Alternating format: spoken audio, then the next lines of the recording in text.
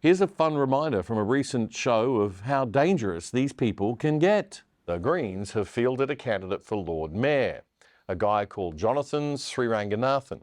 And Brisbane is a big green town. All three federal electorates covering central Brisbane are green.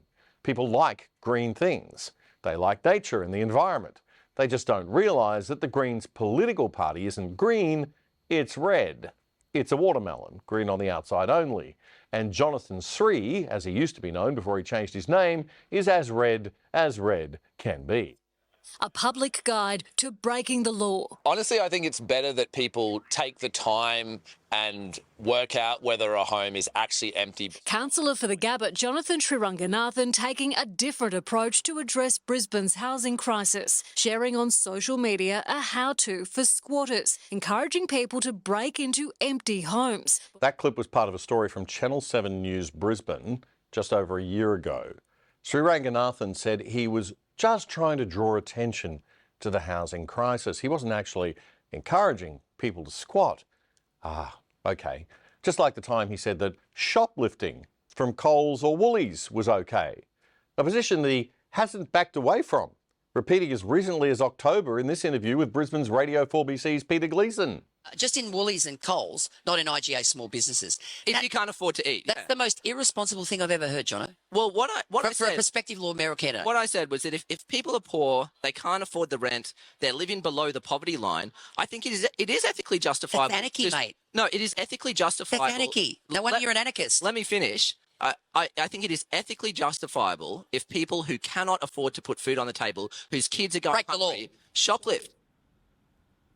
It's just, I mean, that was astounding enough, but after what happened last weekend with the election, 20% of people citywide in Brisbane voted one Greens after seeing that. 45%, as I said, in the Gabba ward, that seat, and 40% in Paddington, which is a wealthy area. You know, maybe it's not that people are mistakenly voting for them thinking they're an environmental party. Maybe they know they're a socialist communist party and are voting for them anyway. If this philosophy of shoplifting as a perverted form of social security sounds familiar, it's not surprising. You may have seen this from our friends in America. You've seen the videos of brazen smash and grabs like these, often carried out in broad daylight. It's an absolute threat. A Chicago area Louis Vuitton raided by 14 hooded suspects, making off with over $100,000 worth of luxury items. A flash mob style heist at an Oakland area Nordstrom. This New York jewelry store, windows smashed in with hammers. Federal authorities and retailers are now sounding the alarm about the growing danger of organized retail crime that is sweeping the country. So that's where it leads. So we want that. Okay. US ABC News Nightline show there in a story from late last year. New laws from radical left Democrat Party-run states making shoplifting small amounts of goods illegal. That's what caused that.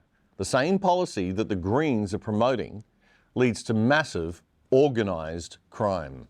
Authorities say organized retail crime is large-scale theft of mostly high-value items from handbags to power tools, which are often then illegally resold online on sites like Amazon, eBay, Facebook Marketplace, or Craigslist. They're very much organized in the sense that they're doing it for the profit. Obviously, the profitability is the key here.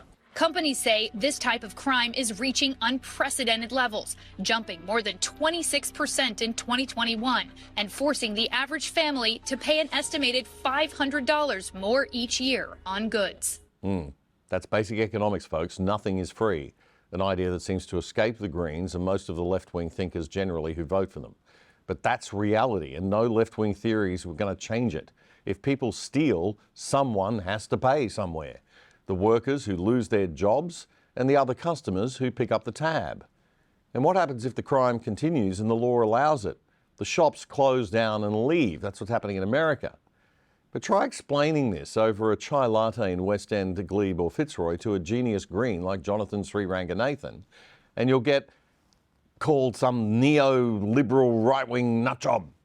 Okay, we're the nutjobs. I got it, right. In some cases, employees fight back. This family-owned jewelry store in Huntington Beach, California says they were targeted by thieves last year. It's our family business. We wanted to protect it, I guess, like protecting what's ours. But many larger retailers do not want their employees to intervene. Lululemon recently fired 2 employees for chasing alleged robbers, as seen in this video. Get out. The company saying in a statement the 2 women were fired for knowingly violating our zero tolerance policy related to physically engaging with the perpetrators, which put their lives and the safety of our guests and other employees at risk. Our people's safety is our #1 priority. Home Depot also tells its employees not to stop robberies in progress, warning of the dangers. That's the US ABC's Nightline program late last year. What a bright future the Greens have in mind for us. Here's an idea. How about enforcing the law and ensuring even minor shoplifting offences are punished so that the crime doesn't increase? We pay tax, we have social security, there are plenty of places people can go if they need help. But normalising shoplifting as a way to help the poor? No thanks. You see, what these Greens don't get is that our society runs on a law and order platform that is very fragile. If you break it just a little bit, it can completely collapse. But we also run on a platform of unspoken rules of behaviour. The idea that what is yours is yours. The concept of the right to property ownership is the very cornerstone of free market capitalism. And that is the real reason that modern day Marxists like the Greens want to attack it so much. The right to own property, land, houses and stuff is what stimulates our system. It's why so many of us get up in the morning and go to work and produce the wealth that lifts the whole country up. If I told you, as socialists and communists like to do, that you must go to work every day and that we will take your money, the fruits of your labour, off you, or we won't let you get paid more than the next guy, no matter how much better at the job you are, or how much more effort you try to put in, or how hard you work, then what happens to your motivation? Same job, same pay, hey? May as well not bother putting in any extra effort then. May as well not bother starting a small business. May as well not bother creating any jobs or skilling up or getting extra education. May as well not bother investing in anything, since the government will take ownership anyway eventually, take all my gains, etc., etc., etc. Honestly, history has already taught humanity this lesson time and time again in the past 200 years, and we just keep making the same mistake. People still keep voting for the party that sounds nice, that sounds caring, that feels nice. But we've got to be grown-ups. We have to engage our rational thinking brains, and we have to think more than just one step ahead. Every government intervention has consequences, both obvious and unforeseen and unintended. Will we ever get it?